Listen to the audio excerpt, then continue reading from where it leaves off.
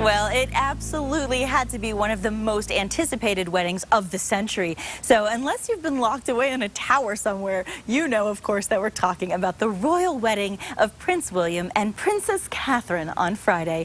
People Magazine's Suzanne Zuckerman joins us live from New York this morning, and she has been following the royal engagement since the beginning and is here to fill us in on all the insider details. Good morning, Suzanne. Hi. Is everybody just kind of breathing now that the wedding is actually over and we're just dealing with aftermath? I think there's a little trouble with the audio. Is there? Can you not hear me? Can you hear me, Suzanne? Maybe Suzanne can't hear me. We see her. No. No hearing me? This happens, you know, satellite interviews, sometimes we can't hear. Live TV, it happens. Can you hear me? Can she hear me? Can she hear me? Okay. Hear anything? Are we hearing? Are we hearing? Better, better? Now I can hear. Yep. Suzanne, are you there? Yes. Ah, yay! Victory. Sorry about that. Sorry to our viewers, of course. And Suzanne, as I was mentioning, now that the wedding is over, I think a lot of people just breathing a sigh of relief and just considering the aftermath. I mean, what would you say was the most single exciting moment from the royal wedding?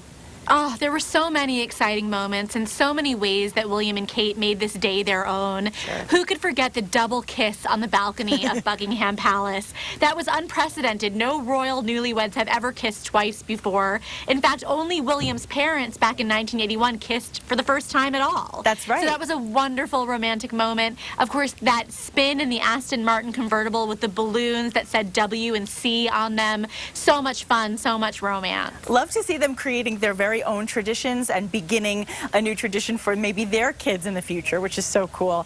And I think a lot of people talking today about the dress. I thought it was amazing. What's the verdict from you at People? Raves all around. Really, so many fashionistas and royal watchers that we spoke with, nobody had a bad word to say about that dress.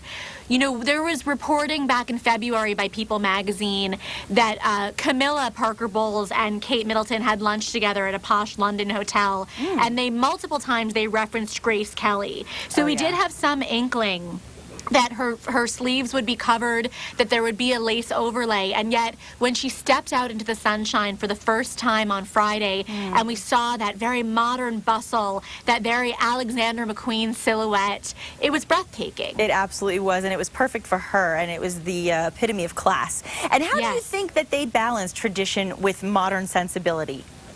They were very respectful of tradition. You know, you take a look at Kate's wedding bouquet, which included a sprig of a plant that had been planted by Queen Mary back in the 19th century. These are people who studied their roles. They're very aware of their place in history. And yet they partied until the break of dawn and had a send-off with fireworks and bacon sandwiches. Wow. So they're very much clear on the fact that they are young, they're modern, they're fresh, they're fun, and yet they're very respectful of their place in history. That sounds like a great balance. You said partying after the fact. So how were those parties in London after the wedding? Just fabulous. You know, details are still emerging from guests who were there that we're covering in the issue that's on stands today, who said that William and Kate really let their hair down.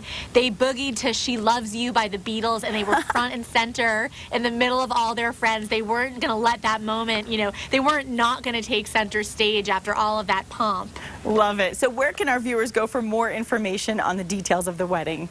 You can buy our royal wedding issue on stands today, and you can, of course, always check out people.com for all of the fabulous details. Thank you so much, Suzanne. Of course, Suzanne Zuckerman with People Magazine. We thank you so much for being with us. Sorry for the audio trouble, and I'm sure we're expecting to see much more on the royal couple regularly in People Magazine.